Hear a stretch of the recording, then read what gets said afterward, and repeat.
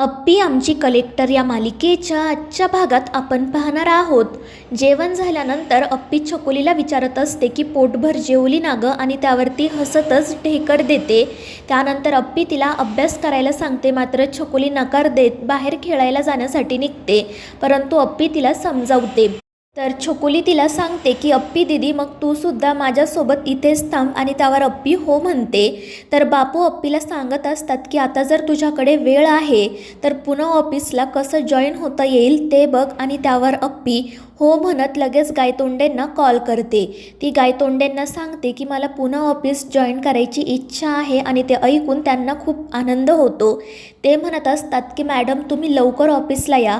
आम्हाला सगळ्यांनाच तुमच्यासोबत काम करण्याची सवय झाली आहे. ऑफिसमधील प्रत्येकजण तुमची आठवण काढत असतो. मात्र अप्पी म्हणते की मागच्या वेळी ऑफिसमध्ये जे काही घडलं ना, त्यामुळे मला भीती वाटत आहे. पण गायतोंडे तिला सांगतात की मॅडम, तुम्ही काळजी करू नका, आता पुन्हा तसं काहीच होणार नाही. आणि मग अप्पी त्यांना विचारते की पुन्हा ऑफिस जॉईन करण्यासाठी काय प्रोसिजर आहे याची चौकशी करा. त्यावर गायतोंडे सांगतात की ठीक आहे मॅडम, पण मला असं वाटतं की तुम्ही आधी एकदा सरांसोबत बोलून घ्या, आणि आपल्याला मानसोपचार तज्ज्ञांचं सुद्धा सर्टिफिकेट लागेल. त्यावर अप्पी म्हणते ठीक आहे, बाकी सगळं मी बघते. आणि मग ती फोन ठेवून देते आणि बापूंना सांगते की आता मी लवकरच ऑफिस पुन्हा जॉईन करू शकेल. आणि ते ऐकून बापूंना खूप आनंद होतो. त्यानंतर संध्याकाळी सरकार आणि अर्जुन आरूची सगळी खेळणी उचलून जागच्या जागी ठेवत असतात. त्यानंतर घरातील इतर सगळेजण जेवणासाठी येतात. आणि मग त्यावेळी स्वप्नील अर्जुनला विचारतो की बाळ सापडलं आहे याची नोंद तू केली तर नाही ना. आणि त्यावर अर्जुन सांगतो की दादा, बाळ सापडलं आहे याची प्राथमिक नोंद मी केली आहे. आणि ते ऐकून घरातील सगळ्यांनाच धक्का बसतो. मनी मावशी तर लगेच रडायला सुरुवात करते आणि म्हणते, म्हणजे आता ते बाळ या घरातून निघून जाणार, ती अनाथ आश्रमामधील लोक त्याला घेऊन जाणार. मात्र अप्पी तिला गप्प करत म्हणते की असं काही होणार नाहीये. मात्र मनी उगाच आगीत तेल टाकण्याचा प्रयत्न करत असते, आणि सुजयसुद्धा तिला साथ देत असतो. स्वप्नील तर पूर्णपणे खचूनच जातो. मात्र अप्पी सगळ्यांना समजावते की आपल्याला बाळ सापडलं आहे याची नोंद करणं खूप गरजेचं होतं, आणि आता आपण रीतसररित्या बाळाला दत्तक घेण्याची प्रोसिजर सुरू करू शकतो. मात्र त्याआधी आपल्याला रुपालीताईंना बरं करायला हवं. एकदा का त्या पूर्णपणे बऱ्या झाल्या की मग बाळ आयुष्यभर त्यांच्याकडेच राहील. मात्र मनी मावशी मध्येच म्हणते, अगं पण हे सगळं करायची काय गरज होती, दुसरेसुद्धा मार्ग होतेच ना. आणि त्यावर अप्पी म्हणते की कोणते मार्ग, तुमचा मुलगा ज्या मार्गावरून चालतो ते मार्ग का. आणि त्यावर सरकार म्हणतात की त्याची काय अवस्था झाली आहे बघितलं ना. मात्र मनी मावशी हसतच म्हणते की सरकार, तुम्ही तर याबद्दल काही बोलूच नका. मात्र अप्पी सगळ्यांना समजावते की आपण सगळेजण मिळून रुपालीताईंना पूर्णपणे बरं करू. आणि ते ऐकून स्वप्नील म्हणतो की मी या सगळ्यामध्ये तुमच्यासोबत नाही आहे. आणि तो अर्जुनला सुद्धा सांगतो की तू हे जे काही केलं ना ते बरोबर नाही, आणि तो रागातच तेथून निघून जातो. त्यानंतर रात्री पिहू सुजयला म्हणत असते की अप्पी आता पुन्हा ऑफिस जॉईन करणार आहे, त्यामुळे तुला टेन्शन तर आलं नाही आहे ना. त्यावर सुजय म्हणतो की मला कशाला टेन्शन येईल, तसंही संकल्प माझं काम करणार आहे.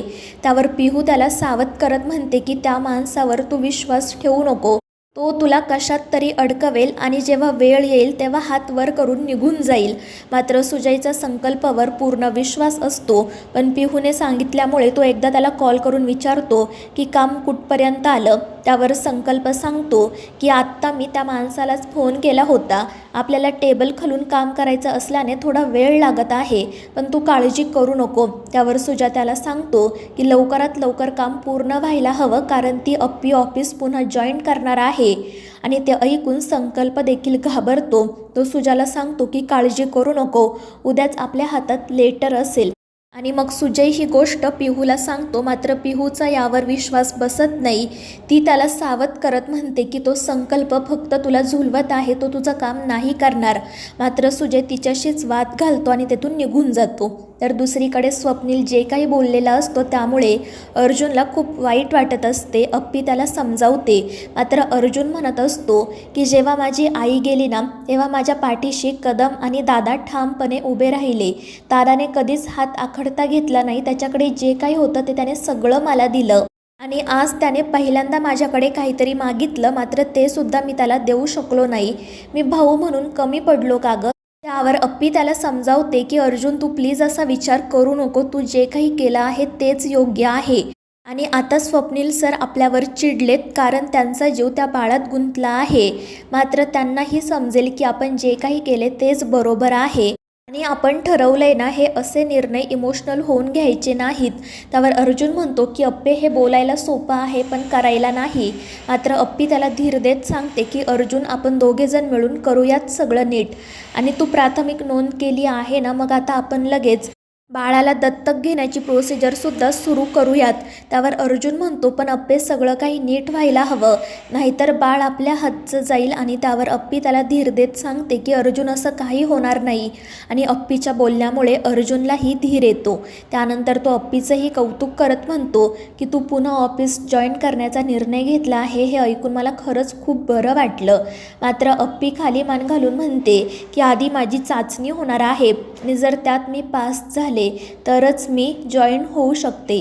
तर अर्जुन तिला सांगतो की अगं अप्पे, तू पहिल्या अटेम्प्टमध्ये कलेक्टर झाली, मग या मानसिक चाचणीचं कशाला टेन्शन घेतेस, सगळं काही ठीक होईल. मात्र त्यानंतर रात्री अप्पीला पुन्हा एकदा बाळाचं स्वप्न पडतं आणि ती डचकून जागी होते. अर्जुन तिला विचारतो की काय झालं अप्पे? मात्र अप्पी त्याला काही सांगायला तयार होत नाही. मात्र अर्जुन सतत विचारत असल्याने ती सांगते की मला पुन्हा बाळाचं स्वप्न पडलं आणि त्यामुळे अर्जुन तिच्यावर चिडतो. अप्पी त्याला सांगत असते की अर्जुन, स्वप्न पडणं काय माझ्या हातात आहे का रे? मात्र अर्जुन म्हणतो की तू बाळाचे विचार मनात सुद्धा आणू नको ना, म्हणजे असं काही होणार नाही. त्यावर अप्पी त्याला सांगते की आपण या विषयावर बोलायलाच नको, आपले फक्त वाद होतील. आणि मग त्यानंतर ती बाहेर जाऊन बसते. तिला सतत रात्री तिच्यात आणि अर्जुनमध्ये जे बोलणं झालेलं असतं ते आठवत असतं. त्याचवेळी स्वप्नील त्या ठिकाणी येतो. मात्र तो अप्पीशी काही बोलत नाही.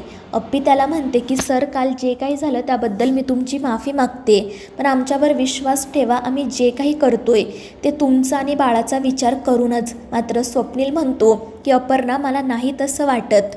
आणि खरं सांगायचं तर तू आणि अर्जुनने जे काही केलं आहे ना, त्यावरून मला पहिल्यांदा असं वाटलं की तू खरंच दुसऱ्यांच्या कामामध्ये नाक खुपसणारी आहे. आणि त्यावर अप्पी म्हणते की सर, तुम्ही प्लीज असं काही बोलू नका. पण तो काही ऐकून घेत नाही आणि रागातच तेथून निघून जातो. तर इकडे बाळ रडत असतं म्हणून रुपाली त्याला शांत करण्याचा प्रयत्न करत असते.